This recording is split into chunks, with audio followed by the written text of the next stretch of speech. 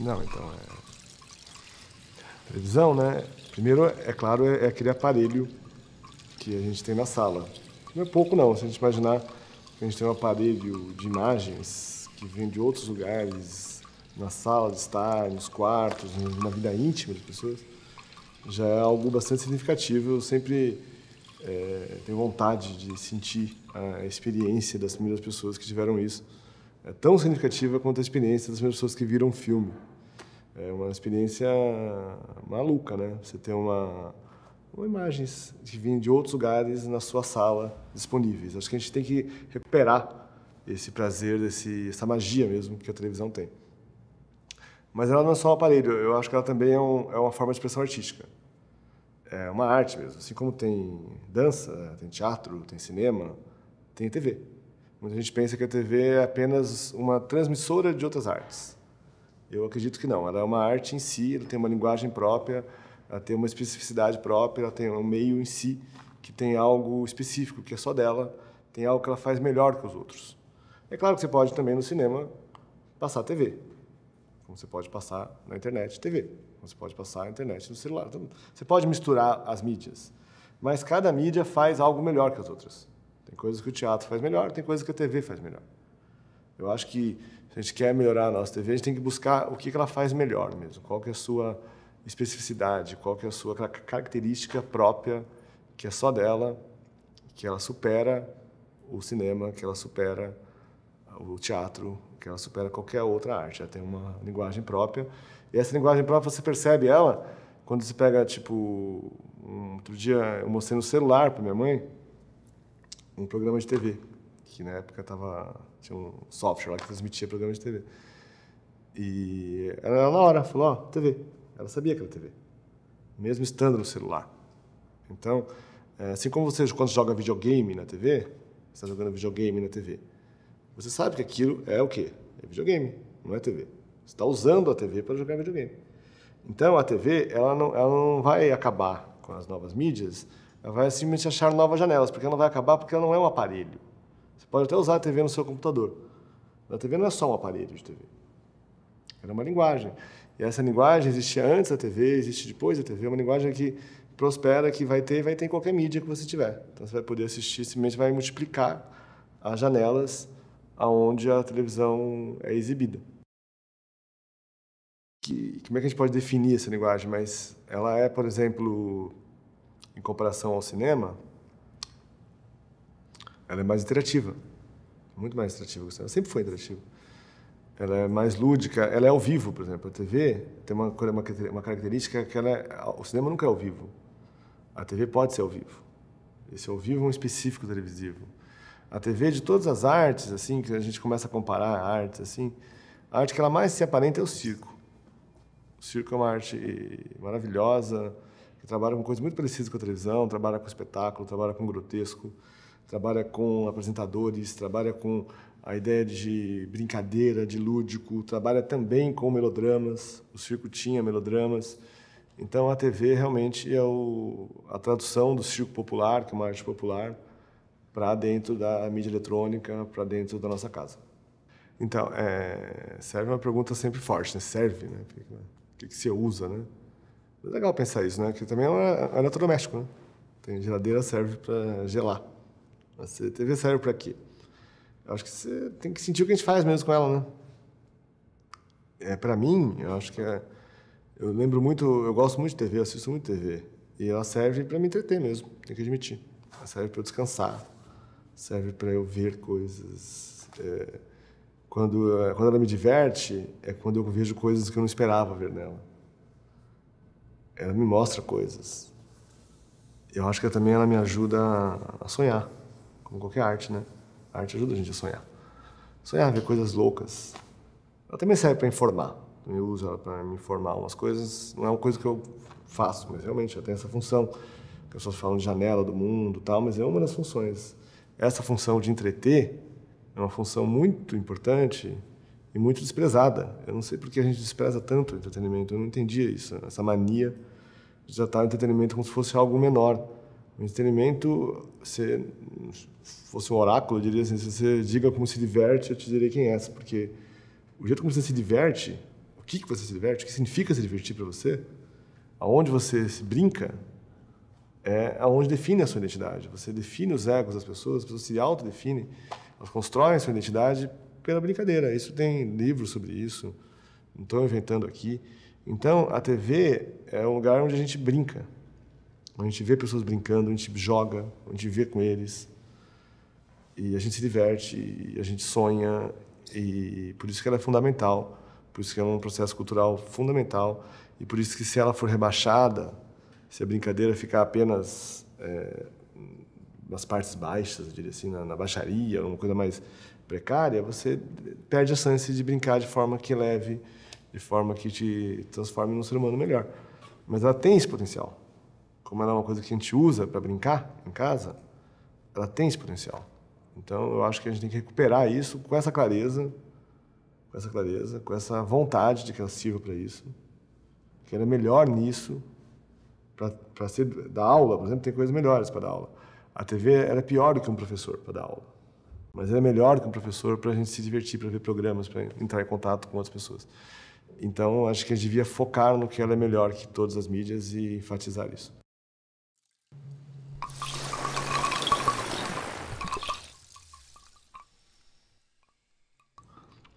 Falta risco, falta invenção, falta capacidade de você criar ao vivo, por exemplo. A gente tem cada vez menos erros na televisão.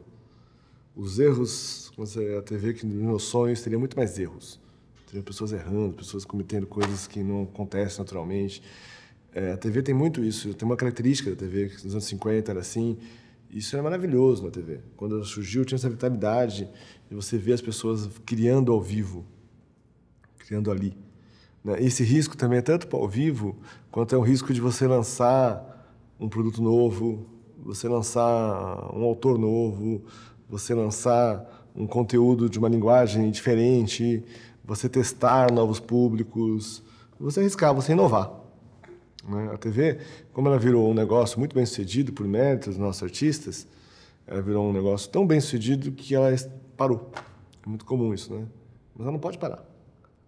Porque se ela parar, ela vai acabar perdendo o seu público. Porque ela sempre foi bem, porque ela inovava, ela ficava buscando.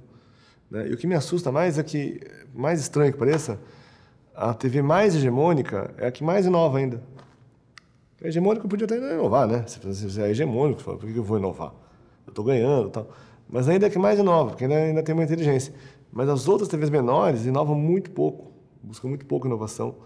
E a gente tem pouco, na verdade, se fosse em indústria, o departamento de pesquisa, né? De pesquisa e P&D, que eles falam, pesquisa e desenvolvimento. É um departamento que foca em inovação. Inovação de conteúdo, inovação de valor, novos públicos, novos tipos de estética. Arriscar um pouco mais, né? A gente não tem muito pouco espaço na grade para arriscar.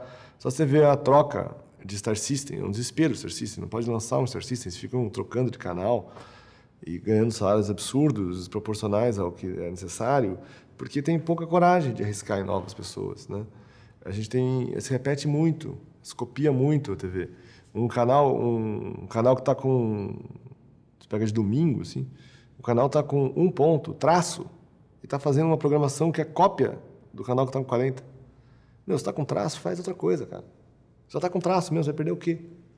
Entendeu? Então, esses lugares seriam os espaços da inovação, lugar onde teria riscos, onde teria vida, onde teria ao vivo, onde teria pessoas inovando, um programa inusitado, com pessoas estranhas. Esses lugares, eles não estão buscando inovação. Então, eu acho que na TV, falta brincar mais. Falta coragem de brincar mais, se divertir mais. Virou muito profissional, sabe? Então, quando tudo que vira muito profissional, sou profissional, tal, aí fica uma paranoia de profissional, de negócios, de gente, né? E tudo aquilo perde a capacidade de você inventar ali, de você correr risco ali. E essa capacidade é que traz programas como teve em outras épocas, no Brasil teve um monte de programas, até nos anos 80 tinha bastante, até recentemente, nos 80 tinha, que eram programas que pegavam pessoas inusitadas mesmo, aconteciam situações inusitadas, lançavam bandas inusitadas, não ficavam apenas nas mesmas bandas, nas mesmas pautas, nas mesmas pessoas. Tá tedioso isso, né? Você vê sempre a mesma pessoa lá, não aguento mais aquela pessoa. O tempo todo aquela pessoa. né? A TV veio da revista de variedades, né? Que era buscar as variedades no mundo, as coisas estranhas, as coisas que eu não acredito. Não é à toa que chama É Fantástico, né? É isso. É fantástico, assim, sabe essa coisa do fantástico? E o fantástico não está fantástico mais. Está muito pouco, assim. Você não fica assim, nossa, tal, é muita coisa, tal. Não tem umas coisas que você fala, nossa, não tem, tá? Então, tá faltando. E para isso tem que ter mesmo essa coragem de misturar mais. Trazer gente que você não conhece.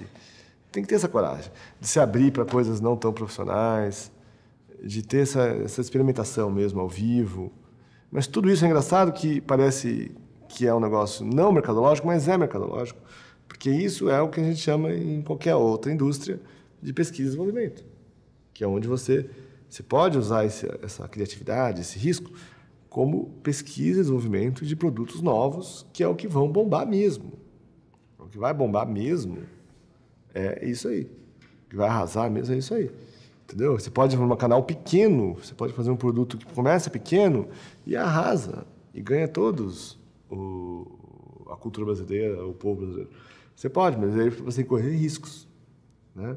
Se você não correr riscos, você não vai. Então, resumindo, eu acho que falta pesquisa e desenvolvimento. Inovação.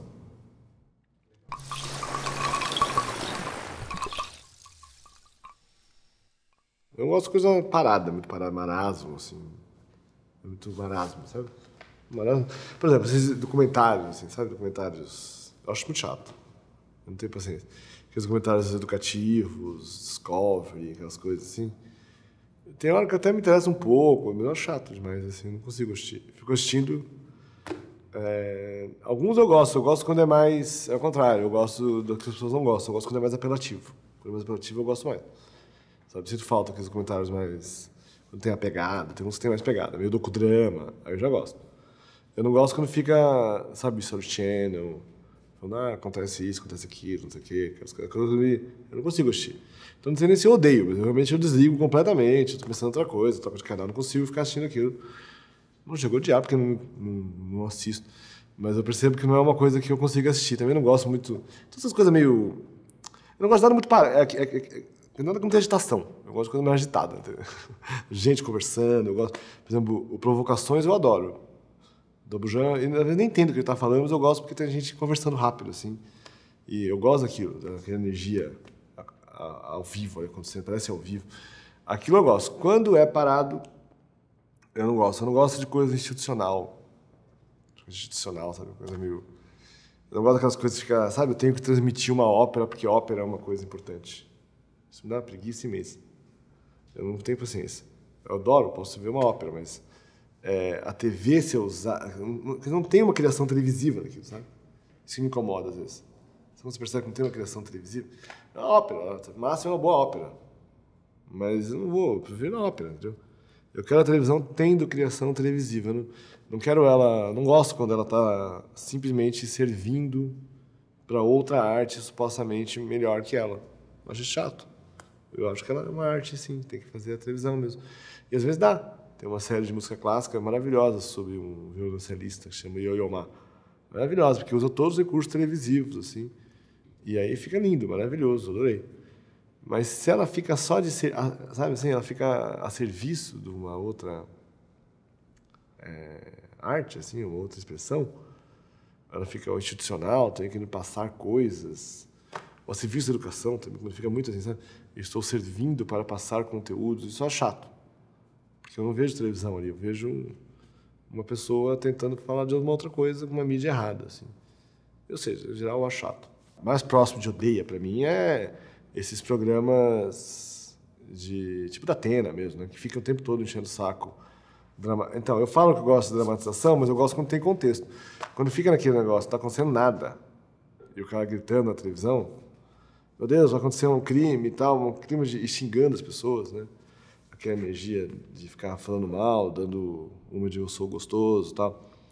Aquilo me cansa muito, aquilo. Aquilo eu fico assim, me dá uma energia de eu falo, nossa, calma, cara. É muito assim, meu, fica calmo, cara, sai daí, cara. E sem contar que ele assusta meus pais, né? Eu tenho pais velhinhos. Fica assustando meus pais, cara. Eu acho aquilo horrível. Meus pais acham que eu sair na rua vão ser mortos. Eu falo, meu, para com isso, pai. Você pode sair na rua normal, não acontece nada. E fica vendo aquilo, cara. Dá uma sensação de paranoia, assim, um negócio que...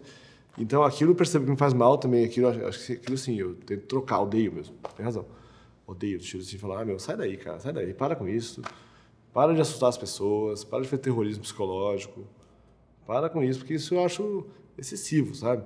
É uma coisa de você passar informação sobre coisas, então fica enchendo o saco. Eu também odeio, que já é uma coisa mais geral, sinto mal quando acontece crimes e começa a ter uma campanha fascista, em geral, em toda a grade.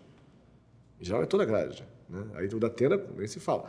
Não é só o Datena, começa a ter jornais aparentemente normais fazendo uma campanha fascista, assim, do tipo, o que você vai fazer em relação a esse crime? Eu lembro que teve uma campanha que era assim, o que eu vou fazer em relação ao crime? Fazer nada, cara, fazer o quê? Eu sou cidadão, cara, que o Estado prenda a pessoa, só isso, não tem nada a fazer em relação ao crime que o cara matou, quer que eu bata nele? Então, um incitamento a linchamento, assim, eu percebo umas horas que eu fico assim, meu, isso aí tá demais. Porque tá provocando em mim esses instintos mais primários, né? E são instintos perigosos, assim, e dá vontade. Se você começar a assistir muito, você tem vontade. Você está plasmando coisas que a gente não pode fazer. Então, quando eu vejo isso, eu fico irritado com a TV. Essa hora eu tenho muita raiva. Tanto que eu me impressiona muito como as pessoas têm mais censura. Tem mais vontade, as pessoas comuns, assim, de censurar. Até apoiam quando o Estado intervém. Na novela, por exemplo, do que nessas coisas. Para mim, novela, as coisas pode fazer o que quiser, cara. Eu sou muito mais livre para ficção. A ficção, para mim, tem que ser mais livre do que... Para mim, não, seria o básico, assim, ficção ser mais livre do que o jornalismo.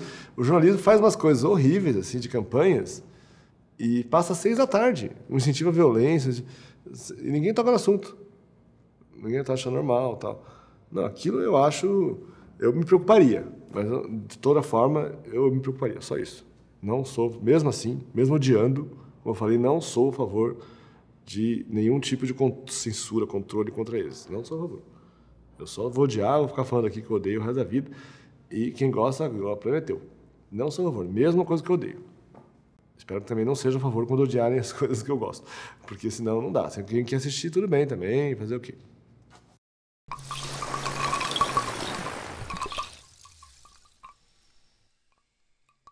Não, a TV não tem que ser educativa. Ela pode ser educativa, se ela quiser. Acho que assim como faz parte da grade, pode ter programas educativos e tal, mas não pode ser usado como paradigma da televisão e educação. Ela até pode e deve até eventualmente catalisar pelos seus conteúdos outros usos educativos, como pode gerar material didático, mesmo uma telenovela, por exemplo, pode ter, por exemplo, um game educativo ligado à telenovela. Isso seria fantástico. Acho que é um grande potencial inexplorado da televisão fazer esse tipo de recurso transmídia que usa a educação. Mas se considerar que é um paradigma da programação televisiva, que ela deve ser educativa, é um desperdício. É uma falta de foco, é um equívoco mesmo. Porque tá pensando que é como se a gente perdesse, né? Todo o potencial que ela tem, todo o potencial que uma mídia tem de expressão, você jogasse ele fora com vontade de fazer outra coisa. Mas é evidente que a gente tem problemas educacionais no Brasil, mas a gente não vai resolver eles tentando usar mídias que não servem para aquilo para resolver esse problema, né? O cinema, por exemplo, né? Só para a gente lembrar, quando surgiu o cinema, teve os mesmos ataques que tem a televisão, que no cinema era considerado baixaria, era considerado de mau gosto, etc. E aí surgiu o cinema educativo. Tinha até no Brasil o Instituto Nacional do Cinema Educativo. As pessoas falavam que o cinema deveria ser educativo, né? Imagina se tivesse vingado isso. Que desperdício que seria, né? Hoje a gente não teria toda a arte cinematográfica que a gente conhece, a gente não teria cineastas. Imagina você ficar falando Tarantino, você tem que ser educativo. Desperdiçando a expressão artística do artista com a vontade de usar aquela mídia para educar. A TV é uma arte, como o cinema, como o teatro, e ela deve ser uma arte mesmo, ela deve ser uma expressão artística, que muitas vezes a expressão artística é anti-educativa, no sentido tradicional da educação. Por quê? Porque a educação, ela ajuda mesmo a formar pessoas dentro das regras estabelecidas. Claro que você pode ter conceitos de educação, mas a educação serve para algumas coisas, serve como aparelho do Estado para educar as pessoas, e se você ficar apenas usando a televisão, a arte, para ser educativo, você perde o potencial da arte, que é o potencial de ajudar as pessoas a sonhar, a libertar a criatividade, a transgredir. A arte está nos limites da transgressão, a arte está sempre nos limites, inclusive, do que é considerado ético. Isso é arte. Só você vê o filme do Tarantino, você vê um filme do Almodóvar, e você vê as grandes obras televisivas, elas são sempre em polêmicas, elas são sempre em questões complicadas que ainda não viraram as questões que já são considerados conteúdos aceitos totalmente, elas estão no limite. Isso que a arte serve, né? E é claro que o plano educacional é fundamental e a televisão pode ajudar nisso. Como eu falei, ela pode catalisar usos educativos. Mas você querer que ela fique, ela educando, ela falando, dando aula, você querer que a televisão dê aula, é tão burro quanto você querer que o professor faça na aula uma novela, ou faça um show de auditório. Às vezes tem isso, né? Tem professores que começam, em vez de educar, a querer ficar entretendo as pessoas. É desperdício. O professor tem que ter a capacidade de educar, a televisão tem que ter a capacidade de fazer um espetáculo televisivo, que não é um espetáculo necessariamente educativo. Cada mídia tem que ter a sua especificidade e potencializar ela ao máximo, para que a diversidade das mídias todas é que façam a cultura e a expressão cultural, que eu diria até que a cultura é maior que a educação. A gente fala muito de educação, eu acho a cultura mais ampla que a educação. Porque a cultura inclui a educação é parte da cultura, mas a cultura também é os hábitos, seus costumes, é o modo como você se comporta, os seus valores, a sua ética. E a cultura, a educação é uma parte da cultura, é uma parte fundamental, que também tem usos, mas não é tudo, não. Não é tudo. Você querer restringir a formação da pessoa, a formação educativa dela, é perda de tempo.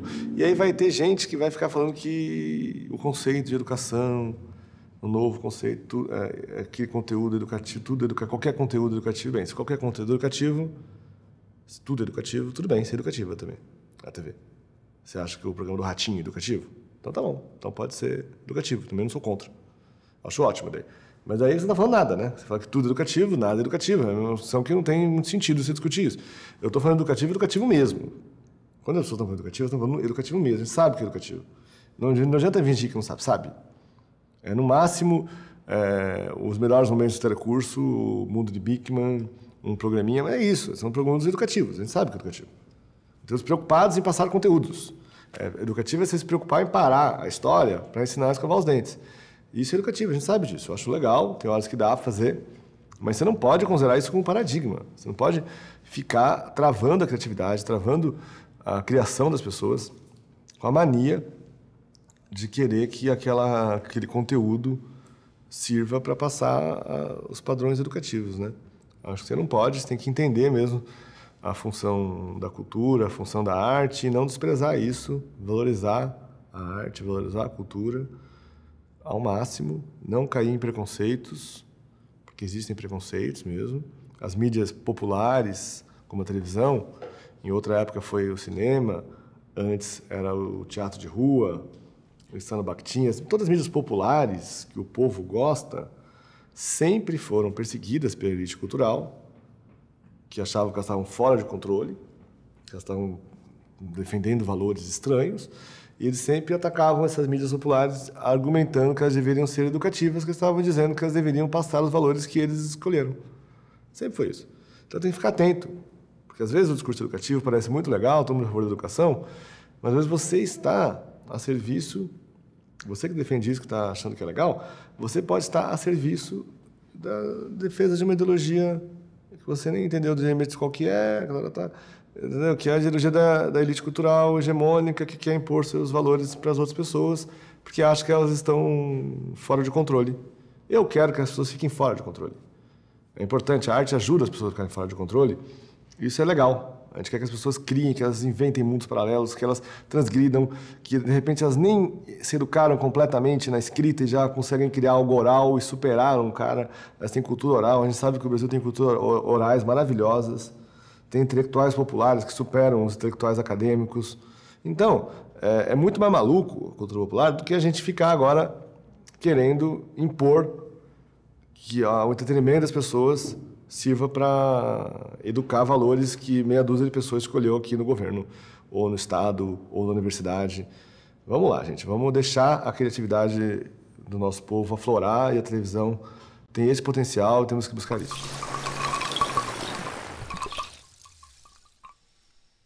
Infelizmente, sim, né?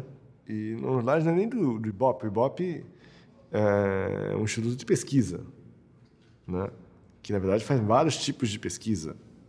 Se ela fosse... Era refém, na verdade, de um dos índices de pesquisa do Ibope, que é o índice de audiência instantâneo e absoluto, que é uma coisa que surgiu nos anos 90, assim.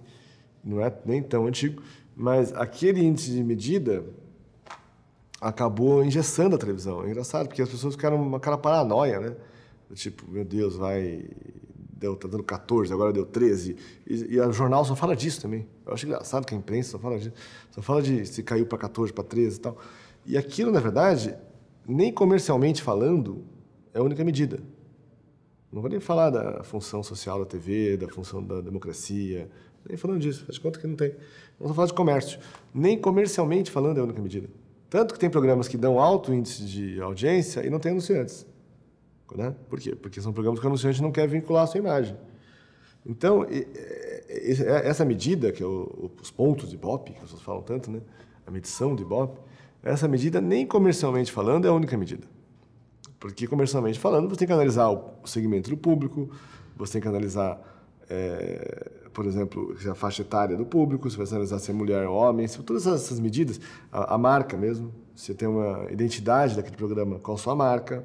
Isso é uma nova forma de comércio, todo mundo sabe disso. Você bota no meio de um programa que queima a sua empresa, não favorece ela, né? Então, nem comercialmente falando, é a única medida. Mas virou uma paranoia e na verdade é um vício, né? Quem já fez TV ao vivo relata muito isso. É um negócio de vício mesmo, aquele negócio 14 para 13, não sei o quê, e fica lá meio viciado com aquele negócio. E fica na paranoia de que se eu vou estar ganhando o outro do outro. E, na verdade, virou uma crença hegemônica, né, que perpassa também a agência, perpassa parte dos anunciantes. E é um equívoco, a gente tem que se libertar disso. A gente não tem que fazer medidas muito mais complexas para a medição comercial da televisão. A gente tem que pensar outras formas de medição. Outros países têm isso. Os anunciantes pedem isso. Os anunciantes já estão pedindo isso há muito tempo. Então, não é uma questão minha aqui, de teórico. Não é isso. Não é, os anunciantes estão pedindo isso. Os anunciantes estão pedindo medidas mais precisas para saber aonde investir melhor o seu conteúdo, né? Os programas têm que ter estratégias mais inteligentes do que simplesmente apelar para conquistar a audiência. Tem que ter estratégias de fidelização da audiência. Não pode perder público por causa disso. Teve um exemplo claro, famoso até, que é uma tragédia disso, é quando teve aquela disputa do Faustão com o Gugu, está há 40 anos a disputa já. Né? Eu vou morrer e vai continuar esse debate. Se o Faustão está com 12, ou sei lá quanto lá. Medidas pequenas lá, ficam disputando aquilo. E naquele desespero de passar um pouquinho o Faustão, a produção do programa do Gugu, não sei exatamente quem lá, inventou aquela farsa lá do PCC, não sei se vocês lembram, como se tivesse um cara do PCC dando uma entrevista, uma falsa entrevista, para tentar ganhar a audiência. Que foi uma tragédia. Pro Gugu, foi uma tragédia comercial.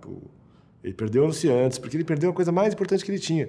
Na vontade de ganhar um pouquinho de Ibope, ele perdeu a coisa mais importante que ele tinha, que era a fidelidade do seu público, a confiança do seu público, a crença que o seu público tinha que ele é um cara ético. Você bota tudo isso em risco só porque vai ganhar um pouquinho de audiência.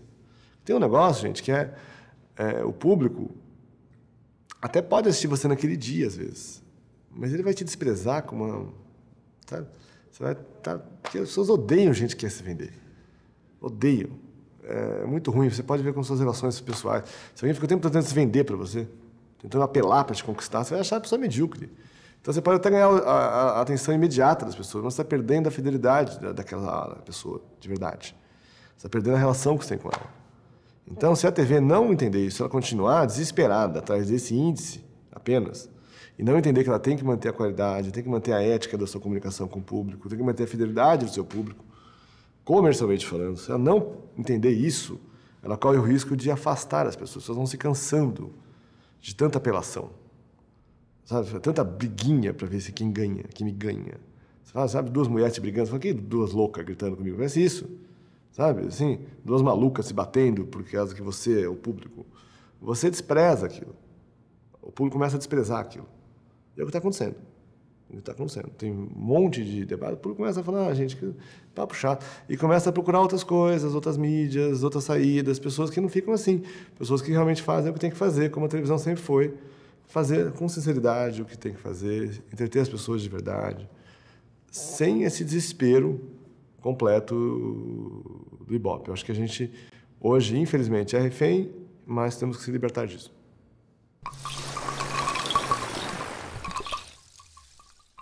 Não, de forma alguma, não existe, eu acho importante dizer isso, não existe dicotomia entre uma produção de qualidade e a busca de audiência.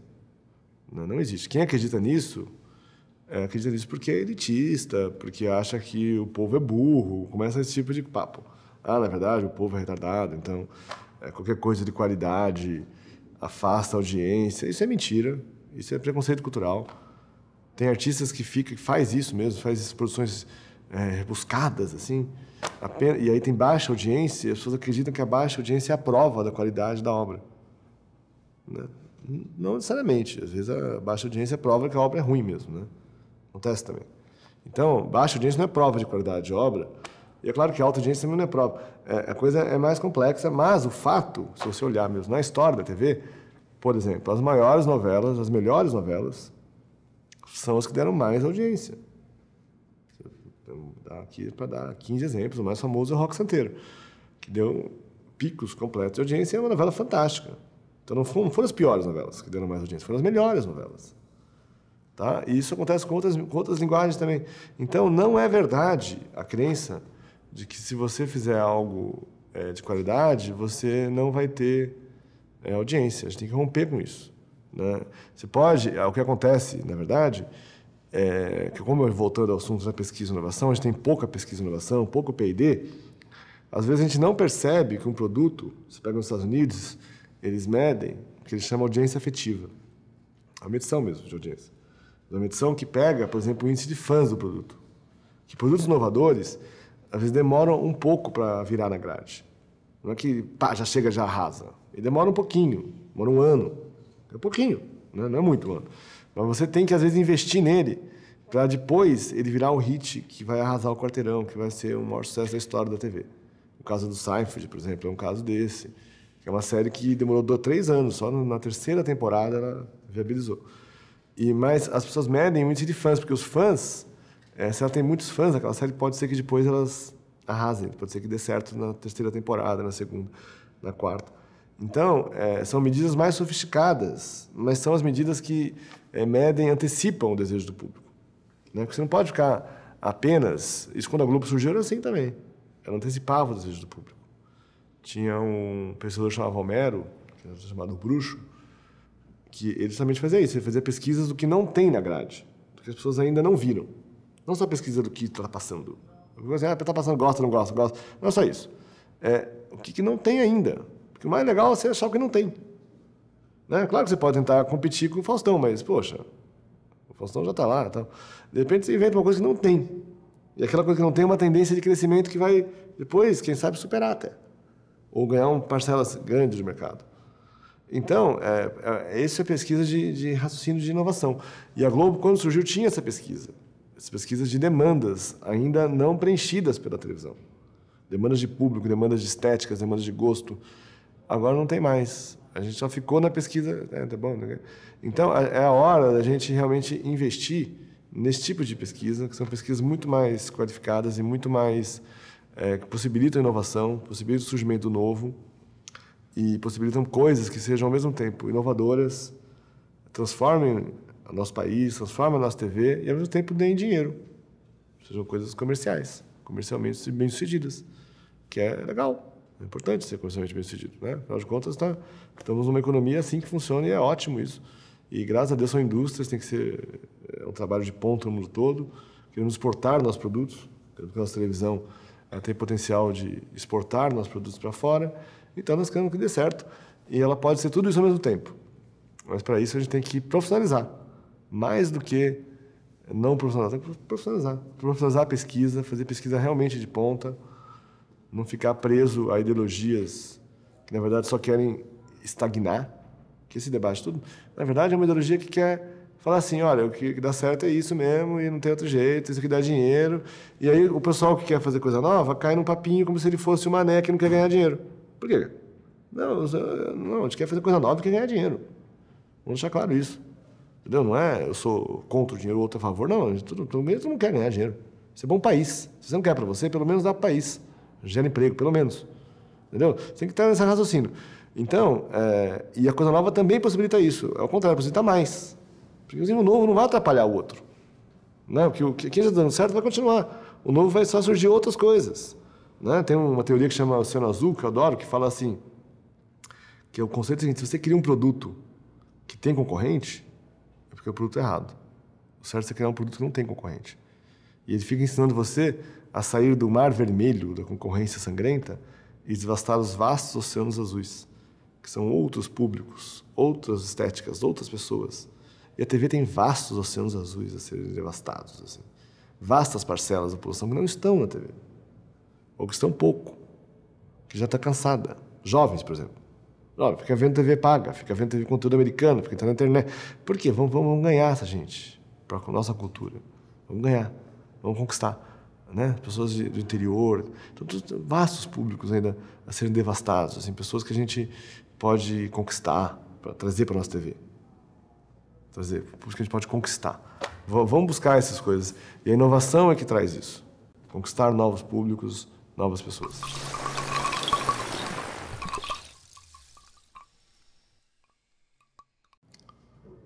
Não, na verdade, não se você entender, para isso para que a busca pela audiência não impeça a sua expressão artística, você tem que se entender como um artista que quer se comunicar com as pessoas. Você tem que pensar assim. Se você não pensar assim, tem outras artes mais adequadas para você fazer. Televisão é uma arte realmente que você quer se comunicar com as pessoas. E não é porque você está se vendendo às pessoas. Tem gente que pensa assim, está se vendendo, estou me vendendo a audiência. Eu vendendo a audiência. Quando, por exemplo, um novelista, você está fazendo uma novela, a novela baixa de audiência, espanta um público, ele recria a novela, ele está se vendendo a audiência? Por que se vendendo? Ele está dialogando com a audiência. Eu acho muito mais dialogando. Quando eu vou, por exemplo, conversar com a minha avó, eu chego na minha avó, eu não chego para ela falando do mesmo linguajar que eu falo agora, eu falo de um outro linguajar. Eu falo de uma forma mais educada, porque eu quero me comunicar com ela, tenho essa vontade de comunicar com ela. E um artista de televisão é igual. Você está entrando na casa de pessoas que você não conhece, com valores que você tem que tentar entender, tem que respeitar que você entrou na casa delas. Né? Tem um autor, acho que foi o Lombardi, que falou que eles se consideram na área de serviços, entre o garçom e o cozinheiro. Assim. Que é isso, né? Eu estou servindo eles mesmo, eu estou a serviço das pessoas que estão pagando o meu salário, então eu quero me comunicar com elas. Eu quero que elas entendam a minha expressão artística. A gente critica a novela por ser uma obra aberta, por ela mudar de acordo com a audiência. E a mesma pessoa que critica isso, elogia a interatividade. Eu nunca entendi isso. Então, você devia criticar a interatividade, porque isso é interatividade. Você mudar a sua história em diálogo com a audiência é uma forma de interatividade, que sempre existiu na televisão. Eu acho maravilhoso. Não acho um problema. Desde que você continue manifestando sua obra, seu estilo, o que o público quer. Ele quer uma visão original. Ele busca uma visão original. Hoje, os autores de novela que estão bombando, estão surgindo autores novos, muito legais, eles têm visão original e estão fazendo sucesso. O João Manuel, a Thelma, a Duca, a Alicia Manso, todos esses autores novos na novela estão renovando o gênero, têm visão original. E eles, ao mesmo tempo, têm essa capacidade de dialogar com a audiência. É isso. Agora, você tem que entender que é isso. A expressão artística que a gente está falando é uma expressão artística igual ao do circo.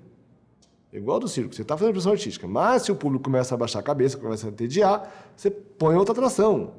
Você tem que ter lá todos os seus artistas convidados. Né? Você tem lá o Homem da Barba, o Leão e tal. Você começou o da Barba não dá certo, corta o da Barba para o Leão.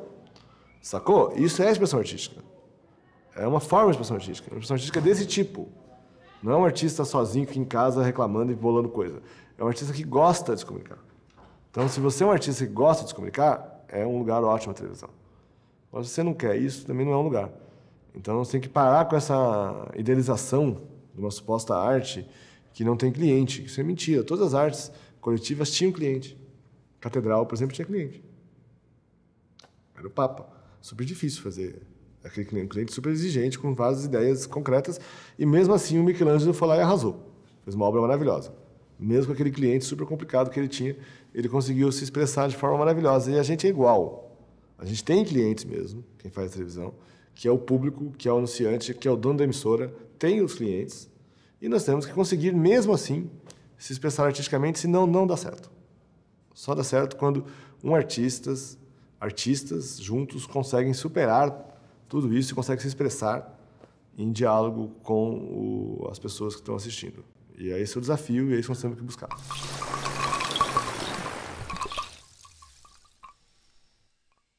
A TV não interativa não existe para mim. Né?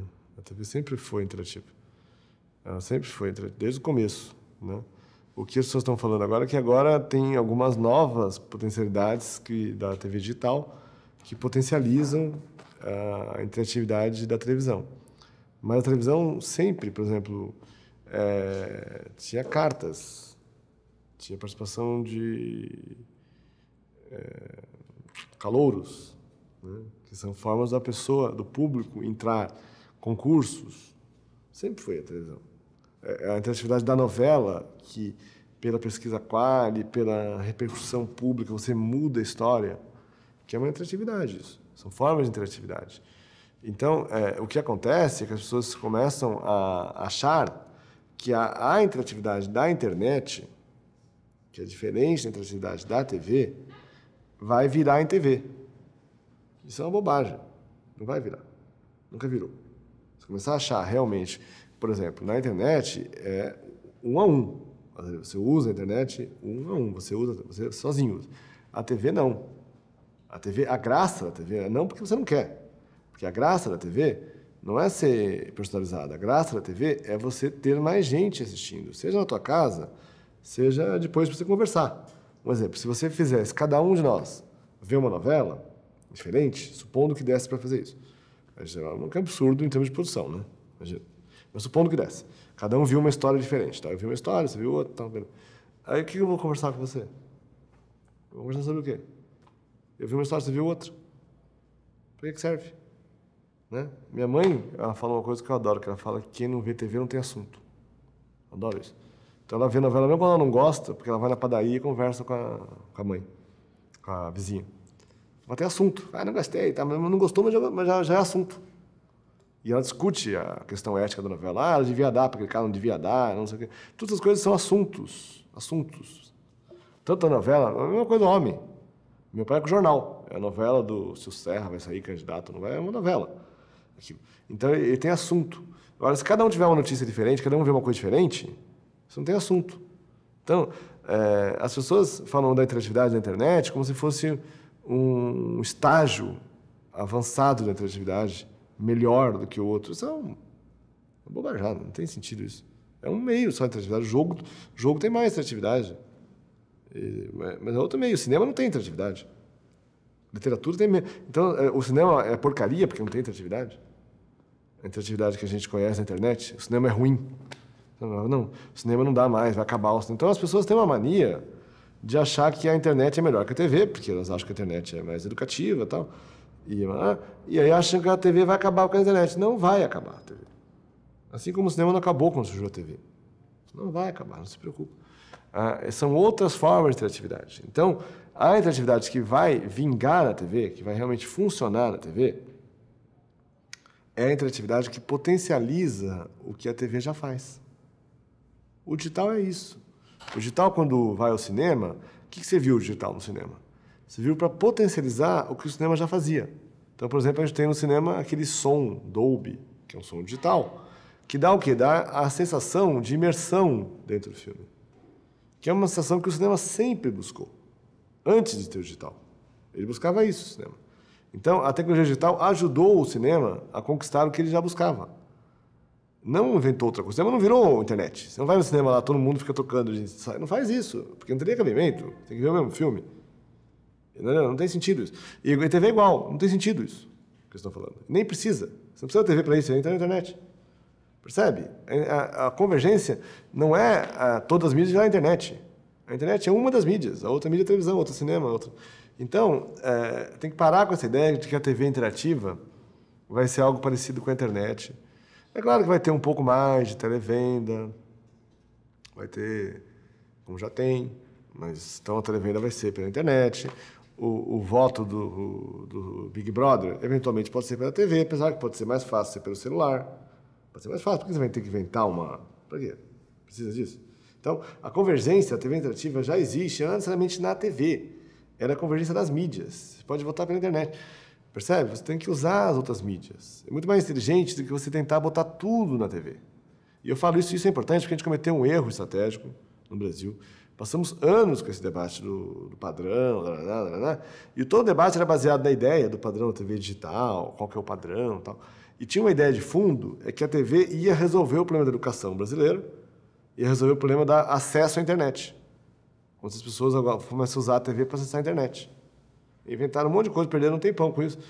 E é uma bobagem, foi um erro estratégico absurdo. A TV não vai ser usada para acessar a internet. É mais barato fazer uma parceria com o Negroponte ou com quem for lá que faz computador barato e dar computador barato. Ou criar uma política de lan house. É mais barato. É assim que funciona. Você não tem porquê achar que realmente isso é coisa de quem não gosta de TV. Quem não gosta de TV fica enchendo o saco querendo que a TV deixe de ser TV. Ah, a TV não tem que ser TV. Não, tem que ser TV, sim. TV é TV, internet é internet, computador... Cada uma coisa, cara. Relaxa, entendeu? Relaxa. Aceita que tem TV. Aceita, vai ter sempre, não vai acabar. Vai ser aquilo lá mesmo, vai ter um programa do auditório. Então, melhora o programa do auditório. Você não gosta do Faustão? Não é o problema o auditório. Você não gosta do Faustão, você tem que entender isso. Você não gosta do Big Brother? O problema não é o reality show. O problema é o Big Brother. Você não gosta do Big Brother. Tudo bem, eu até respeito se você não gosta do Big Brother. Você não pode jogar o bebê junto, entendeu? O formato reality show tem potenciais em si. O formato auditório tem potencial. Faz um auditório melhorado, caramba. É isso que vai ser a TV. A TV digital vai ser a mesma TV melhorada. Melhorada. É isso que vai ser. Vai melhorar. Entendeu? E você vai poder fazer mais barato. Então você vai poder... Resolve, faz outro programa. Agora, não fica achando que vai acabar, que vai virar tudo interativo, tratar. Eu sempre brinco com isso, que os alunos ficam falando de interatividade. E interatividade vira uma espécie de critério de valor, assim, né? Parece que ser interativo é uma qualidade intrínseca, assim. Interativo, até mais democrático, se confunde com democracia, assim, mais democrático, né? Porque você dá o poder à pessoa escolher, como se fosse uma coisa de democracia. Não tem nada a ver com democracia isso, cara. A democracia tem os seus canais, voto e tal. Por exemplo, Shakespeare não tem isso também. Se a gente for pensar assim, Shakespeare, então a gente vai criticar o Shakespeare porque as pessoas não interagem com a peça e não fazem o final. Sabe? Não está perdendo tempo com esse debate, gente. É evidente que vai ter obras, como se fossem filmes, por exemplo, que as pessoas não querem interagir para decidir o final. Elas não querem. Elas querem que o autor é pago para isso. Um profissional que contrata ele para fazer a história. É isso que serve. Ele cria um mundo paralelo, você vai lá, entra naquele mundo e vive naquele mundo. É isso. Isso é normal, sempre vai ser, sempre foi. Foi antes da TV isso, antes do cinema, vem da fogueira, muito antes, e vai ser para a eternidade, porque é uma demanda que não tem nada a ver com as tecnologias, é uma demanda existencial do ser humano, muito anterior às tecnologias. A TV é só uma tecnologia que a gente usa para usar essa demanda que antes era contada na fogueira. Mas é a mesma demanda, que é a demanda que a gente não aceita, que vai morrer, a gente sabe que vai morrer. O problema é esse. A gente quer organizar o mundo e a narrativa organiza o mundo para a gente. É isso. Isso vai ter sempre. Entendeu? Porque não tem a ver com a televisão, com a tecnologia. Então, é isso mesmo. Aceitem e vamos focar no que interessa e fazer a interatividade realmente específica da TV. Não a interatividade que deixa de ser TV. A interatividade da TV.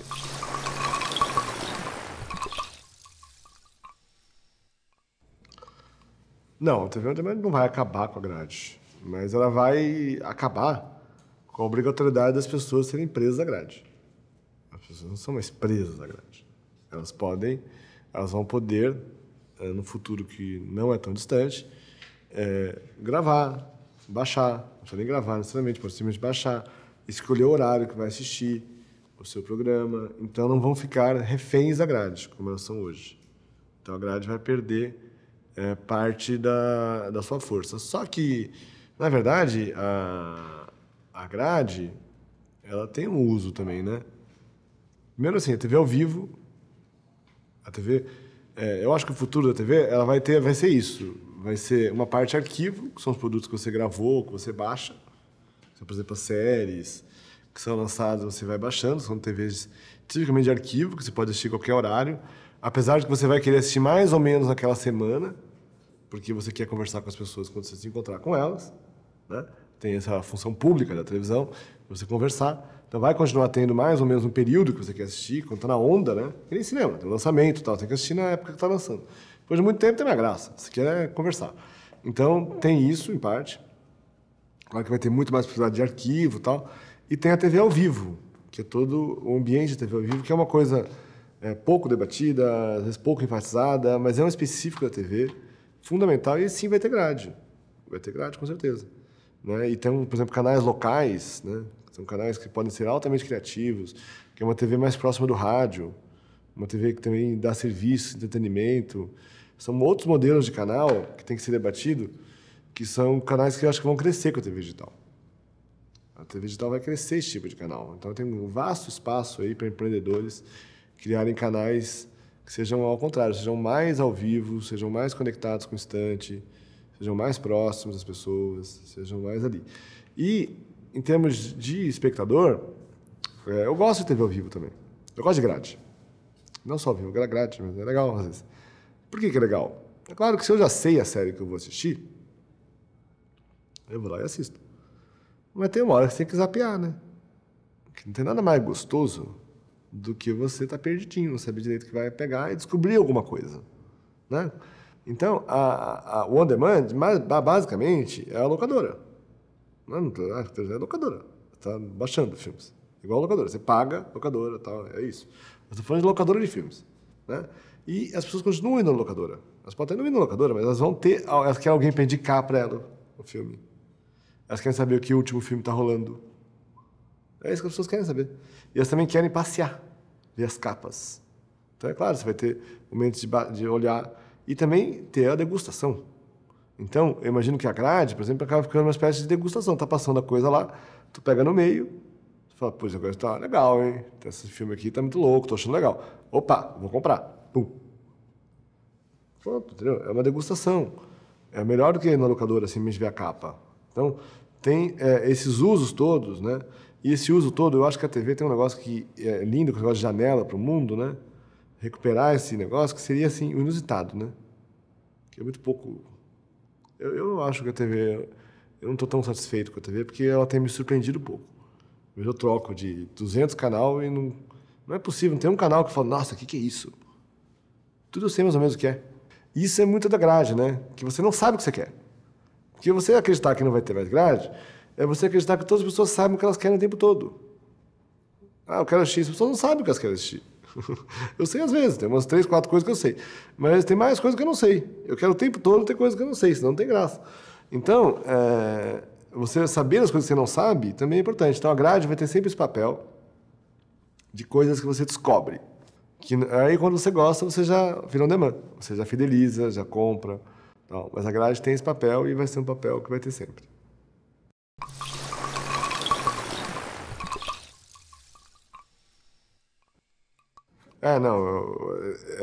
Existe uma tendência clara à segmentação, isso em parte é super legal, porque nós começa a atender gostos específicos, demandas específicas.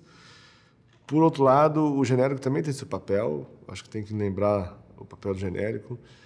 O genérico é o conteúdo que atinge a todas as pessoas ao mesmo tempo, e tem essa ambição de atingir todas as pessoas ao mesmo tempo. Ou não que elas vão todas assistir ao mesmo tempo, elas podem assistir aquele conteúdo. Ele é feito, por isso que às vezes fica mais raso até, né? Não fica tão profundo, ele fica mais superficial, ele fica num padrão de gosto mais médio, ele não pode ter uma estética tão radical. Ele tem várias características que fazem ele ser mais genérico. Né? E esse tipo de conteúdo genérico, ele tem um papel social fundamental, que é o papel social de termos um assunto em comum. Todos nós. Um exemplo simples é o seguinte: imagina se realmente a gente tivesse só TV segmentada. Então, quem tem tal canal, que é mais caro, custa mais dinheiro, tem mais informações sobre economia, por exemplo, do que a pessoa que não pode pagar o canal. É segmentado. Isso é bom? Não, é ruim. É ruim. Porque tem coisas que são informações comuns a todos. Devem ser informações comuns. Devem ser. Né? Informação sobre economia, se só uma pessoa que paga o canal vai ter, outra não vai ter, isso pode ser antidemocrático. Então, entender que o conteúdo que se busca genérico, que busca comunicação com todas as pessoas, desde a classe E, a classe A, todo segmento de idade, tudo isso é uma coisa que é importante, esse sonho genérico. Nunca se consegue ser totalmente. Mas é importante porque ele estabelece um padrão de comunicação comum às pessoas. Tanto numa questão dessa de informação, como a economia, por exemplo, quanto numa questão de valores sociais, de ética, tipo a questão do homossexualismo. Né? Como é que você consegue debater o homossexualismo para toda a sociedade? E é claro que você vai debater de forma mais genérica. Você não vai conseguir se aprofundar tanto quanto os primeiros filmes do Almodóvar. Não vai conseguir tocar naquelas estéticas, aquela coisa que aquilo é segmentado para gays. Mas, se você só fazer filme segmentado para gays, você vai continuar cada vez com os gays vendo mais coisas sobre gay e quem não é gay nunca vai ver coisas sobre gay. Então é importante você tentar chegar às pessoas que não são gays, para elas entenderem o debate do gay. E aí, para chegar nesse negócio, você vai ter que se fazer uma coisa mais genérica. É isso que é o genérico, entendeu? Então, a ambição de ser genérico, não é uma coisa ruim, uma coisa importante. Corre o perigo, na verdade, eu acho que é um perigo, da TV ser apenas segmentada. Ser totalmente segmentada. A pergunta se vai virar, eu acho que é um perigo virar. É um perigo. Por um lado, hoje é bom, porque nós somos muito genéricos e eu acho importante segmentar. Mas a tendência é de segmentação e ela pode excluir o genérico. Eu acho que não. Eu acho que o ideal é ter sempre uma dose entre genérico e segmentado que a gente vai dosando juntos. A sociedade vai dosando. Mas ter sempre conteúdos que são genéricos.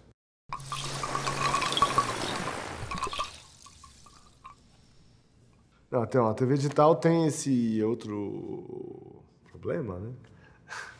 Ou solução, né? Como tudo. Que bem, se a gente consegue baixar on demand, se a gente não tem mais a grade tão rígida, se a gente pode pular, as pessoas não vão assistir comercial. Não vão mais ter o famoso break, o intervalo comercial de 30 segundos, que hoje é quem financia a televisão. Né? O grosso da televisão.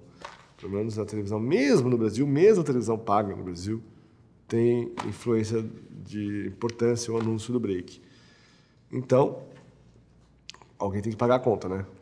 Não tem nada que ninguém paga a conta, né? A gente pode ficar brincando que a gente é artista, mas alguém vai pagar a conta. Sempre alguém paga a conta. Pode ser... Tem poucas coisas para pagar a conta. Tem o Estado, ou é o Estado, uma TV pública, eventualmente o Estado paga a conta. Não seria nem pública, é estatal, mas pode ser que o Estado, pode ser o anunciante, né? Como é hoje, é 90%, pode ser o espectador, como seria a TV paga. O espectador pode ser um cara que paga a conta. No conteúdo on demand, no fechamento de um pacote de TV paga, ele tem importância real em pagar a conta. Isso é muito legal. É muito legal. Eu adoro. Meu sonho é o espectador pagar, porque ele escolhe o que ele quer assistir e paga. Não precisa nem de anunciante, mas isso é fundamental. Fundamental. Isso é um exercício democrático, dele escolher o que ele quer pagar. Né? Na Inglaterra tem essa lógica, né? Isso é um serviço público. Então as pessoas querem pagar imposto para a BBC. Por quê? Porque elas querem garantir que a BBC tenha liberdade de expressão. Liberdade em relação ao Estado, para poder falar as coisas. Liberdade em relação aos anunciantes. No Brasil a gente fala muito de censura pública, mas fala pouco de censura privada. As duas censuras, a privada e a pública, né? Porque se você fica... Ou seja, quem paga a conta, gente, manda. Então, se o espectador pagar a conta, ele manda. Se é o anunciante, ele manda. E é claro que o anunciante quer chegar no público, mas quem manda mesmo é ele. Ele quer chegar a parte dele no público. É assim. Isso é assim, não adianta, é normal. E a graça, a TV brasileira fala sempre da complementabilidade entre as três. Né? E a complementariedade entre a privada e a pública, que eu acho o caminho mais natural mesmo. É bom ter a privada e é bom ter a pública. Agora, o modelo da privada, com o break, fica complicado, né? E aí surge modelos de financiamento, tem que reinventar o modelo de financiamento. Uma das formas mais inovadoras e mais recentes é copiar o modelo dos anos 50. A gente volta para a TV dos anos 50, quando surgiu a TV. 60 anos atrás. Que é como é que é? É o modelo dos programas anunciados. Que Então, hoje em dia, inventaram o nome em inglês para ficar mais bonito, que é branding. Mas é igual tinha antes, é Repórter Esso, Telesnovela Palmolive, ou seja, é um anunciante que, na verdade, financia todo o projeto. Que para ele é muito mais legal, porque, na verdade, ele não está no break, ele está dentro do negócio, mas não é só um merchan, tem o merchandising, mas tem mais coisas, tem todo o universo em torno, que, por exemplo, pode ter ações transmídia, pode ter ações na internet, pode ter ações físicas com os personagens, pode ter games, pode ter vários produtos que ele usaria junto com aquele produto.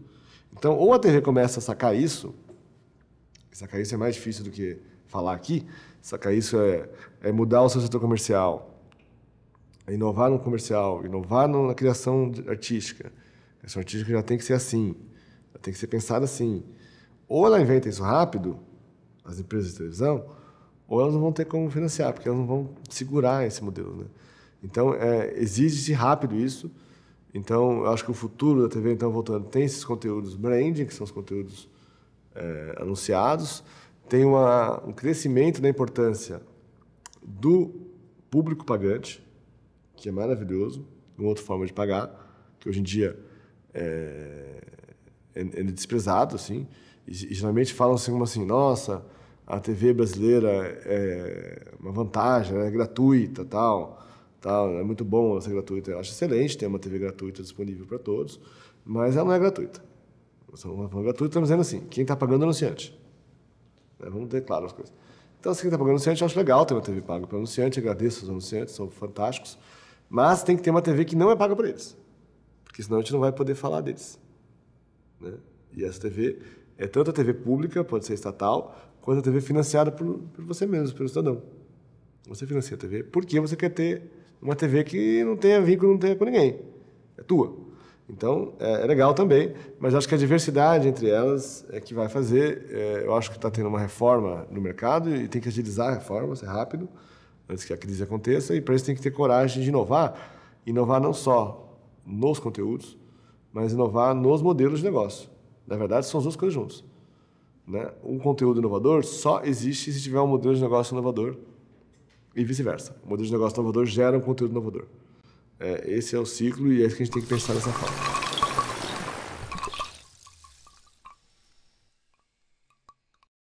Não, a censura era para excluir conteúdos. É uma coisa altamente negativa.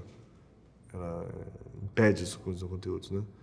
E a regulação é para ter mais diversidade de conteúdos. O objetivo da regulação pública é ao contrário da censura. É para surgir mais coisas. Porque, na verdade, o que acontece, a gente debate muito a censura estatal, que foi o nosso grande trauma, mas a censura também existe a censura privada, que é normal. As pessoas começam, por exemplo, nas empresas privadas, têm interesses privados.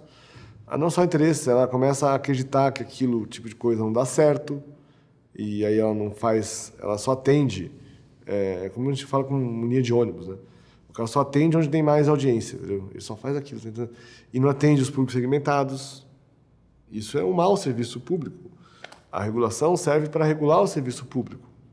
E o serviço público, como numa cidade, ele tem que atingir, tem que passar na Paulista, mas tem que passar lá na Cantando Zona Leste. Para pegar lá 4 pessoas que moram lá. Tem que passar lá. Porque senão o cara não chega aqui na Paulista. Então, a regulação é muito para isso. Ou seja, mesmo que se tenha um segmento específico de pessoas que não tem interesse comercial imediato, a regulação ajuda a criar incentivos, essa é a regulação ideal, né? Para que incentivos, mas tem que incentivar, para que surjam conteúdos daquele tipo que preencham a demanda daqueles segmentos de público, para ter mais diversidade na grade, que é uma vantagem para todos. E a regulação, ela tanto não é censura, porque ela não pode começar a olhar muito o conteúdo, assim, falar, eu quero ler, já é esquisito, já não é, porque não tem sentido. Você pode falar assim, do tipo, tá faltando conteúdo sobre tal região, tal, local, por exemplo, uma coisa concreta. Agora, sabe, pode até falar, olha, tem muita produção de estúdio e pouca teledramaturgia, porque a dramaturgia é mais cara, ninguém quer produzir. E isso tudo faz parte da regulação, falando, vamos incentivar produções de dramaturgia, porque é que nem você não atingir uma região que é mais cara atingir. Tudo bem, isso é regulação. Mas se você começar a querer ler o roteiro muito, às vezes tem umas energias assim, né? tanto no Estado quanto na iniciativa privada, começar a escolher, assim, tipo, eu acho o Estado olhando assim, fala, não sei se isso aqui está certo. Isso aí já é esquisito. Não é função do Estado isso. Entendeu? Não tem essa. Ainda mais leitura prévia, entendeu? Não tem sentido. O que existe, é claro, e aí é coisa básica, do tipo, você não pode, se você fizer um programa que incentiva o racismo, isso é ilegal. É mais simples, não precisa nem debater aqui. Né? Tem leis para isso. Mas a censura é de conteúdos artísticos. Quando você fala de conteúdo artístico, aí é complicado. Você não pode começar a debater. Eu acho que aquilo é racista. Mas então, um debate que é um debate subjetivo. Né? Tem uma lei lá que é classificação indicativa, né? Que os caras chamam classificação indicativa e é obrigatório o horário. Devia chamar classificação obrigatória, não indicativa, é como a gente conversa. Se é indicativa, devia só indicar, que eu sou a favor. Mas eles obrigam o horário. E aí o cara fala que vai medir o grau de ironia das cenas. Ele falava isso. Agora mudaram, a gente reclamou, eles mudaram. Então teve um cara no Estado que falou isso, vou medir o grau de ironia das cenas. Uma que ele achou que ironia era ruim, que para mim é uma coisa esquisita, que eu acho que ironia bom. Mas o que eu acho mais engraçado não é isso. O engraçado é como é que ele vai medir o grau de ironia. Eu não tenho muito claro como é que aqueles... Eu conheci lá, são umas 20 pessoas que trabalham lá, pensaram no concurso, são pessoas legais, tal, gente boa. Mas quem são aquelas pessoas para discutir isso? Para ficar vendo o meu programa e dizendo que aquilo é antiético? Quem são aquelas pessoas? Então, aquilo já começa a ser censura. Para mim, aí já o Estado está intervindo no conteúdo mesmo. E muitas vezes a censura... Ninguém faz censura falando assim, eu faço censura. Isso nem na ditadura, assim. Eu quero fazer... Não era assim. Eu estou defendendo a família. Sempre foi isso. Defendendo as crianças. Então, sempre foi isso. Você acha que alguém faz censura falando, eu faço censura porque eu sou de direita? Ninguém fala isso. As pessoas sempre falam que estão fazendo porque querem defender a família. Sempre falam isso. É óbvio. Ninguém acha. As pessoas acreditam nisso, inclusive. Não que elas estão fazendo... Inclusive, elas acreditam nisso. Só que é isso que a gente tem que tomar cuidado. Tem que falar, cara, calma aí, cara. Eu sei que você não gosta daquele troço. Eu acho ótimo você não gostar. Tem todo o direito de não gostar. Mas para com essa mania de excluir as coisas. Entendeu? Só porque você não gosta, você vai excluir. Você tem que parar com isso. Eu sempre falo, o dia que eu chegar na televisão, ligar a televisão, porque todos os programas eu adoro. Tá maravilhoso. Vou achar assim, nossa, adoro. Tá lindo a TV. 500 canais, eu adoro todos. Nesse dia eu tenho certeza que a TV tá ruim. Tenho certeza que a regulação pública não foi boa, porque eu venci de uma forma muito grande. Não é possível que tenham pessoas todas sejam iguais a mim. Não é possível. Sempre vai ter, não é possível. O mundo não é tão hegemônico, não consegui tanta hegemonia. Assim. O que eu fiz? Eu lavei a mente das pessoas, ficar todos iguais a mim? Ou seja, eu estou falando para o seguinte, sempre vai ter, numa TV boa, numa TV diversa, sempre vai ter conteúdos que você acha uma merda. Sempre vai ter. A gente vai achar. Você vai falar, é uma merda. Sempre vai ter isso. Você tem que relaxar com isso. Fica calmo. Acho uma merda. Para de assistir. Tenta não comprar aquele produto daquele programa. Faz uma campanha. Acho ótimo, pode fazer campanha. Mas não fica querendo excluir aquilo. Essa energia de querer excluir, achar que você está certo, que excluir, é a energia que deu nos regimes totalitários. Entendeu? Uma energia de você falar, não gosto, então tá errado, é antiética, é mau caráter. Você não gosta, você não quer que teu filho assista. Eu acho tudo isso respeitável. Acho tudo, entendo tudo. Só que você não pode ter essa mania de excluir. Porque existem gostos diferentes e é assim que é. Então, a TV boa é uma TV que eu garanto que tem coisas que eu adoro e tem coisas que eu odeio. Essa é uma TV que tem uma grade boa, uma regulação boa. Porque a regulação serve para isso. A regulação serve para garantir, para mim mesmo, que tenha coisas que eu adoro e tem coisas que eu odeio. Isso é regulação. E a censura é um negócio que é o Estado escolhendo o que ele acha certo, na cabeça dele lá, na cabeça de umas pessoas que estão lá, na verdade, né? Não é dele, não existe ele, é umas pessoas que estão trabalhando lá, que acham aquilo certo e errado e começam a fazer aquilo. E lembrando, tem censura privada também. Então a regulação serve para a gente não ficar refém da censura privada, dos interesses privados. Né? Quando a regulação começa a brigar com a empresa privada, é muito bonito, porque aí sobra espaço para o público. Eles têm que dar uma discutir entre eles. São os dois poderes grandes do país, né? Que são ótimos todos. O Estado forte, uma empresa forte, idealmente. E aí eles ficam lá disputando e a gente tem espaço como cidadão, individualmente, que são os fraquinhos, para debater. Né? Mas se alguém não tiver essa briga, se o Estado ficar muito forte ou a iniciativa privada ficar muito forte, a gente está dominado como cidadão.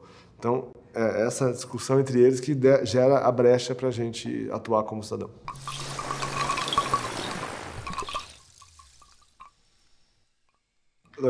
Primeiro eu espero que tivesse bastante outras televisões para eu até me inspirar, tá? Essa é a única que eu já fiquei.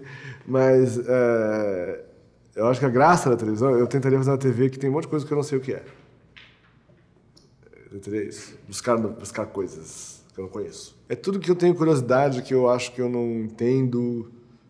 Por exemplo, na pauta jornalismo, eu buscaria coisas que eu não sei o que é mesmo, assim, de verdade. Não as pautas que estão aí, buscaria pautas que eu não conheço, buscaria pessoas inusitadas, pessoas que eu não conheço. Se tem um cara que fez um crime, por exemplo, como a gente estava falando na outra pergunta, a mídia toda fica em volta do cara, tal. Eu queria falar com ele mesmo, sabe? Ser um lugar que expresse a sua alma, sabe? Dá voz às pessoas mais inusitadas possíveis, assim. Dá voz às pessoas que... Na cobertura da Cracolândia, por exemplo, estava todo mundo falando da Cracolândia, do Estado, tirar os craqueiros. Eu queria ouvir os craqueiros. Como é que ele vive? Quem é esse craqueiro? Eu fiquei curioso de saber. Como é que é? O dia a dia, né? Eu gosto do dia a dia mesmo. Como é que é o dia a dia? Sem nada mesmo, sem nenhum julgamento. Eu queria uma TV sem julgamento, assim. Eu queria uma TV que é viva, que está acontecendo, que a gente que as pessoas que estão fazendo a televisão, eu, inclusive, estejamos vivendo aquilo, estejamos aprendendo com aquilo. Estejamos vendo mesmo a maravilha da criação, as coisas tão loucas que tem no mundo. Mas a gente esteja vivendo isso de verdade, a gente não esteja lendo sobre, não seja briefing, não seja pauta, a gente esteja lá vendo aquilo. A TV tem muito esse negócio, se a gente estiver vivendo aquilo, estiver aprendendo aquilo, eu acho que ela vai ser altamente inovadora e vai despertar isso para as pessoas. As pessoas querem ver as pessoas vendo aquilo, aprendendo juntos com a gente. E superando nossos problemas. Acho que tem esse lado de caldeirão, assim, de superar nossas raivas, ajudar a gente a superar nossas raivas, superar nossos traumas. Tem momentos que parece que é uma briga, mas na verdade é um grande ritual, né? Um ritual, tem rituais mesmo, no sentido de... Tem momentos que as pessoas se manifestam contra, depois a gente tenta apaziguar aquilo. Seria uma TV viva mesmo, uma TV ritual, assim como o Zé Celso fala do teatro ritual. Acho que a TV ideal seria uma TV ritual. Uma TV viva. Agora, na prática, isso tem a ver mesmo. Acho que é uma TV tropicalista. Tropicalista em todos os sentidos do tropicalismo. Eu acho o tropicalismo realmente maravilhoso para pensar a televisão.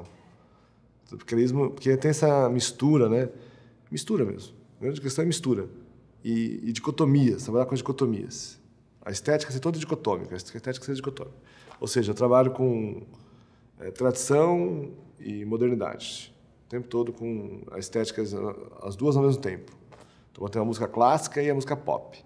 Trabalho com o refinamento das estéticas populares, né, que é uma coisa muito do tropicalismo. De pegar a cultura popular mesmo, brega tal, e tentar dar uma elevada, dar refinamento mesmo técnico da coisa. Sabe? Trabalhar tecnicamente muito bem uma coisa que é uma emoção popular, né? Então, é uma TV também, é isso, é um espetáculo mesmo, tem esse negócio de espetáculo também, né? A TV é um espetáculo, então ela tem que ser um espetáculo, eu acho maravilhoso ela ser um espetáculo sempre. Essa pauta geral que eu falei orienta toda a programação de uma TV que eu gostaria, porque ela tem várias vozes, ela é dicotômica, o jornalismo tem repórteres que fazem coisas com liberdade, e aí pode não bater na linha geral, e é inusitado o que ele vai fazer, nem sei se eu mesmo vou gostar, né? E aí eu vou conversar, e o programa de entrevista pode ter umas pautas inusitadas, não vai ficar repetindo só famosos. Por quê? Porque é chato, não aguento mais. Já vi 20 mil vezes, porque traz umas coisas mais esquisitas, entendeu?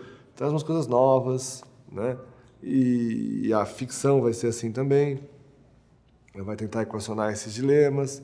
Ou seja, é um tropicalismo, mas também não é um tropicalismo bonitinho, que agora tem muito tropicalismo bonitinho, né? Bonitinho é coloridinho, tipo a Regina, que é bem legal, a Regina Casé, bem legal. Mas aqui é um tropicalismo mais bonitinho, sabe? Todo mundo é colorido e tal. É mais que isso. É um tropicalismo também negro, que lembra o Torquato, que pega as entranhas da sociedade, quer limpar a sociedade, quer realmente ajudar a transmutar as energias negras e ajudar elas a mudar. É um tropicalismo muito mais assim, né? E ao mesmo tempo é isso, mas é uma TV... Na verdade, eu falei uma coisa teórica, se assistir, é uma TV com programa de auditório, mas eu acho que mais divertido que os atuais. É o Faustão quando ele começou, é um Serginho Grossman quando ele começou, umas entrevistas mais malucas, né? É um programa acontecendo a mesma coisa, tipo, com entrevistas, programas, talk show, tudo mais ou menos a mesma coisa.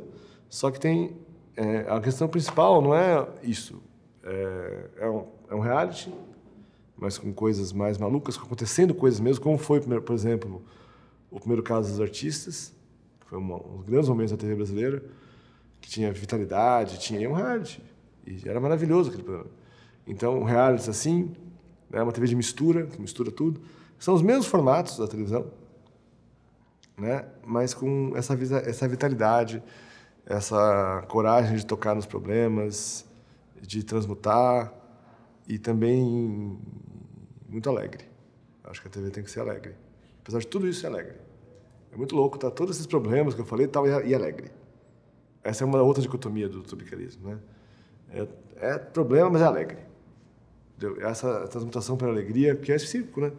Voltando, nós estamos falando de circo. Então, é um circo, e um circo, afinal de contas, tem que ser alegre.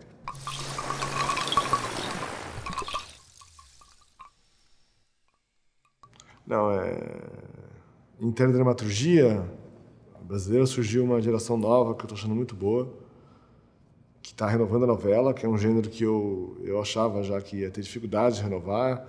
Eles estão conseguindo renovar a novela, estão renovando com uma coragem de radicalizar nos procedimentos, radicalizar no específico da novela mesmo. É bonito ver isso, né? Não estão rompendo com a novela, eles estão indo mais fundo até, né?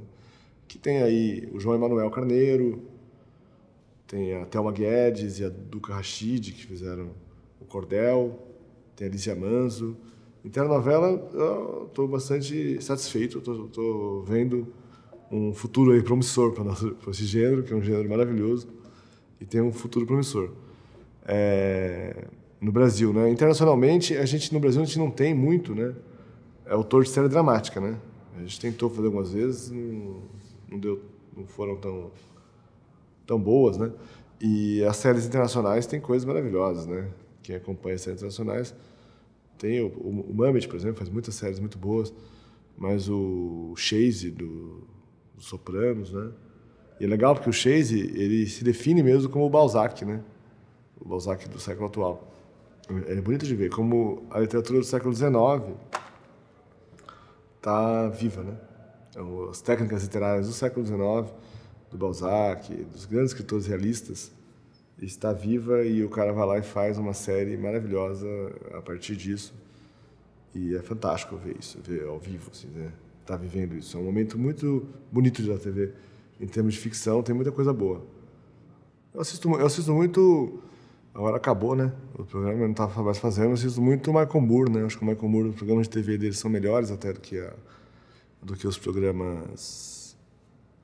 do que o cinema dele, tá? O cinema eu até gosto, mas os programas de TV têm uma vitalidade imensa, trabalham com um documentário espetacularizado também, documentário todo decupado, um documentário de intervenção, um documentário sobre temas, sobre crimes corporativos, que é um tema super rico de trabalhar, assim, que é super difícil de fazer no Brasil, e ao mesmo tempo são divertidíssimos, né?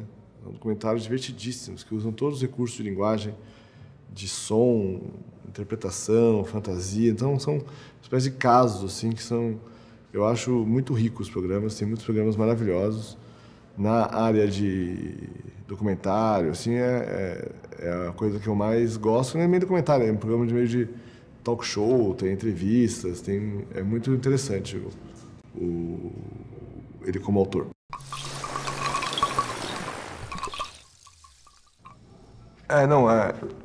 Quando a gente fala de TV digital,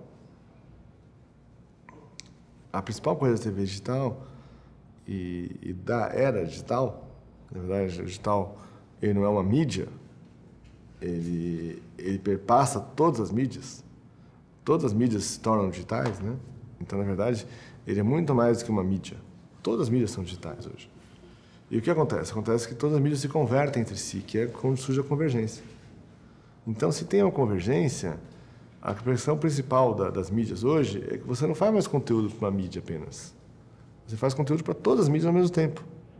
Isso que é o problema da história. Você tem que ter essa capacidade de o conteúdo ter um conceito tão forte, uma criatividade tão forte, que você não faz mais para aquela mídia, você faz para todas. Então, o que acontece? A criatividade mesmo, o conceito, e o enredo e o universo mesmo da história, o universo mesmo. O universo é mais do que a história, né? O universo é os personagens, o espaço. Dentro do universo tem várias histórias possíveis, né? E esse universo ganha uma importância imensa num ambiente digital, né? E esse universo, quem concebe é o autor roteirista, as pessoas que têm a concepção da história, né? E as pessoas que, tradicionalmente, a TV brasileira ganhou seu status, conquistou, a telenovela brasileira é o que é, e é uma grande indústria, tem obras-primas, por ter tido a inteligência de executivos que deram poder a autores, que na época eram autores que vinham de teatro e conseguiram fazer uma televisão que renovou a dramaturgia brasileira. E agora é o momento de novo disso.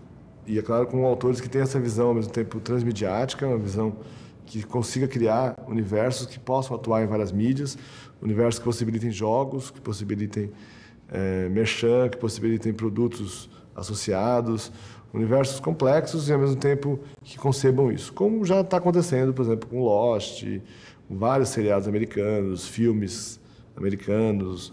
Então, essa tendência já existe no mundo todo e no Brasil ainda não chegou. Então, é o momento, de novo, eu acho, de entender a importância desse setor criativo e de dar a importância real para isso, que não está sendo dada, né? O que está acontecendo hoje é que a gente tem lá o modelo da Globo e das emissoras grandes, como a Record, por exemplo, que estão maravilhosos, tem autores maravilhosos, que funcionam para a novela e não conseguem criar os novos produtos, como séries. Tem muita dificuldade da criação desses produtos novos, da criação de produtos para jovens, por exemplo. Eles têm dificuldade com esse negócio. E temos agora um universo surgindo a partir da nova lei, das TVs pagas, não só as TVs pagas, as produtoras independentes, que estão fortes, estão crescendo, etc. E as produtoras independentes, elas não têm uma tradição no Brasil de criação, porque elas são produtoras que, em geral, vieram da publicidade. E como elas vieram da publicidade, quem criava era a agência de publicidade. Quem criava, no sentido de ter essa função de ser antena social, de ser o cara que dá o conceito, que faz o texto. Isso vinha da agência. Isso é uma cultura, isso demora... A Globo demorou 30 anos para bolar, as agências bolaram 30 anos. Não é uma coisa que surge de uma hora para outra. E as produtoras não têm, dentro da casa, por exemplo, roteiristas contratados. Quando tem, elas não entendem o papel do roteirista e desprezam ou subvalorizam, tanto financeiramente quanto em termos de poder criativo na equipe.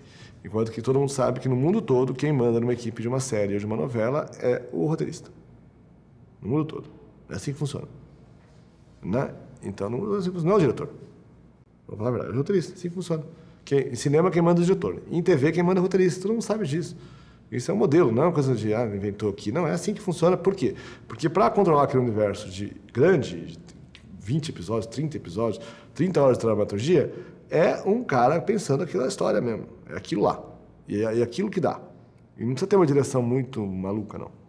Mesmo as séries muito boas, tem uma direção legal, tranquilo, o ator interpretando bem, dramaturgia, direção a serviço da dramaturgia. Isso é televisão. Não adianta ficar inventando firula. Então, que nem adianta, às vezes, no cinema, que nem adianta na publicidade, não adianta em TV. TV é dramaturgia. Então, mesmo as séries da HBO, mesmo as séries, é dramaturgia. A dramaturgia aí é cenário, tudo é função da dramaturgia. E essa coragem de dar o poder para a dramaturgia é uma coragem que agora chegou a hora da posição independente ter. Como eu falei, não tem uma tradição de ter criativos na casa, não tem essa tradição, mas ou faz isso, ou não vai conquistar o público. Porque o objetivo final é conquistar o público. Se perder a conquista do público, se deixar só a Globo fazendo isso como já faz, se perder a conquista do público, vai ser uma pena, é uma oportunidade que as produtoras perdem e tal. E é claro que isso mexe com poderes internos. Todas essas coisas mexem com o poder interno, gente. As inovações não acontecem, não é porque as pessoas são burras, as pessoas são ótimas. É porque a inovação mexe com poderes. Então, por exemplo, na Globo, tem grande dificuldade de fazer transmídia, porque o setor da Globo.com não é junto com a Globo. Aí fica difícil, tem uma ligação. As empresas grandes têm muito isso. Que eu preciso agilizar isso. Falo, vamos fazer umas ligações aí para fazer. Uma novela tem realmente conteúdos transmídias, não um sitezinho, uma coisa atrás do outro. Um universo inteiro tem que ser criado junto. A novela com a ação transmídia. Tem que ser criado junto. Então, o autor da novela tem que ter um cara junto de criação de transmídia. Então, não acontece ainda por essa dificuldadezinha que tem que resolver. Mesmo numa empresa grande, tem que resolver. Porque é o modelo de gestão da empresa, tem que ser mais ágil, né? E nas produtoras tem esse problema de que ninguém sabe o que fazer direito com o roteirista. Ninguém sabe como pagar esse cara, ninguém quer dar poder para ele, porque ele não trabalha lá, tal, e quem ganha dinheiro é o diretor. Então, mas se não resolver isso, não vai acontecer com o potencial que pode acontecer. Né? Com o potencial que pode acontecer. Então, tem que resolver isso, tem que ter esse modelo de criar agências mesmo de autores, que dê poder para os autores, que a agência é importante porque ela atua já em várias mídias, pensando que não são agências de publicidade, são agências que podem ser de conteúdo, como já está surgindo dentro das agências, ainda muito voltado para anunciantes, mas pode ter também voltado direto para público, de criar conteúdos mesmo. Ou seja, tem vários modelos, é um momento de reformulação do modelo, mas em todos esses modelos, o cara que tem o conceito, que tem a história, que é o autor roteirista, é uma figura-chave.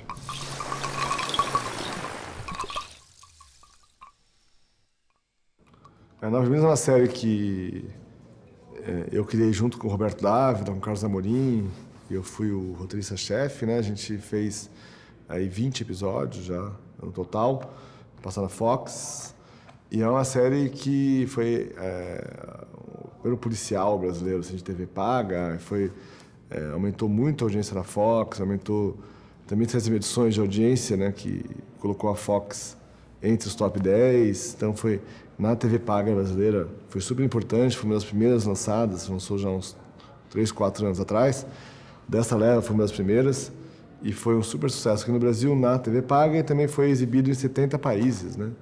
E eu até teve uma curiosidade que a Fox mandou pra gente, que foi recorde de audiência no Japão, que eu não sei por que o Japão gostou da série. Mas no Japão foi super bem, e lá a TV paga, como vocês sabem, é muito mais assinantes do que aqui, por exemplo, né? Tem muito mais assinantes do que aqui. Então, atinge um público mais genérico, assim, maior. E no Brasil, no público segmentado da TV paga, foi super bem. É uma série bastante forte, assim, bastante adulta, no sentido de temas pesados. Depois eu até revi, eu gosto muito de humor, e a série não tem humor, praticamente. É uma série sem uma piada, assim. E super sobre temas pesados, sobre o cotidiano difícil e trágico da polícia brasileira. E eu acho super legal ver isso, né? Como uma série feita assim... E a Fox, nesse sentido, é muito legal trabalhar com a Fox, nesse sentido. Porque eu sempre tenho medo desse negócio, né? Que tem uns caras que supervisionam a série, né? Que acompanham o roteiro para garantir que a série encaixe na grade. Ele ia passar depois das 24 horas. Então, a ideia era pegar o público de 24 horas, como conseguiu. Então, é claro que eles têm que fazer a intervenção deles. E, como autor, lá a gente sempre fica meio pensando, meu Deus, o que esse cara vai dizer, né? Vai vir, sei lá, vai piorar meu roteiro. E não, era o contrário, eles realmente melhoraram o roteiro. Foi intervenções, bonito de ver isso, né? Uma comissão editorial de emissora, ajudando o artista, respeitando o artista. Cada ideia que eles davam, eles tomavam cuidado de respeitar, assim, falando, não, será que não sei o quê? Não, você que decide. Um puta respeito, assim, que eu fiquei muito agradecido, mas ao mesmo tempo dando ideias mesmo concretas, assim, e ao mesmo tempo botando esse ritmo, né? Eles têm a visão da emissora, que entende qual que é o seu público mesmo, e só dão ideia em cima do que você está falando. Mas são todas ideias para adequar ao público. Então, se você começa a entrar na vibração deles, vocês te ajudam a criar, eles deram ideias ótimas para a criação da série, para cenas específicas, e ao mesmo tempo você vai adequando a série àquele público. Que eu acho que é isso que eu estava falando de como o artista tem que saber dialogar com o público. E nem sempre, quando você vai fazer uma produção, você nem sabe exatamente qual que é o público da Fox. A gente fala público, você pode ter uns dados lá falando, ele tem 30 anos. Mas não é isso, é qual tipo de estética aquele público está acostumado a assistir. Né? É claro que você assiste o mesmo canal, você tem aquilo mais ou menos na cabeça, mas a experiência daquele cara da emissora é uma experiência que ajuda você a criar daquele jeito, a criar produtos adequados à emissora, e aí enriqueceu bastante, e ao mesmo tempo o mais doido é que, como eu falei, é um projeto que era não tem praticamente um episódio que tem final feliz, não tem história de amor, não tem humor. É um episódio, é uma série bastante adulta, bastante junk, até que a gente fala, bastante forte, assim, né? E eles sempre entenderam o projeto e foi nesse sentido. Então, é uma consultoria muito dentro do projeto. Não é uma consultoria, não, o seu projeto devia ser outra coisa. Tem consultoria que é assim, né? O cara, você não devia ser ele pega uma banana e fala, você devia ser uma pera. Uma banana não vai conseguir ser pera, então não adianta, né? É uma consultoria que não resolve nada. Então, era uma consultoria muito de a banana. Você vai ser uma banana muito louca mesmo, bem legal, né? Então, ajudava a fazer a série potencializar o que ela tinha de melhor. E isso é uma lição, acho que, para o Brasil, porque a gente fala muito de produção independente, que é um termo, inclusive, meio esquisito, né? Eu não sei por que tem esse termo, produção independente, né? Porque independente, você depende da emissora, depende do dinheiro, depende do canal, depende do governo, então, né?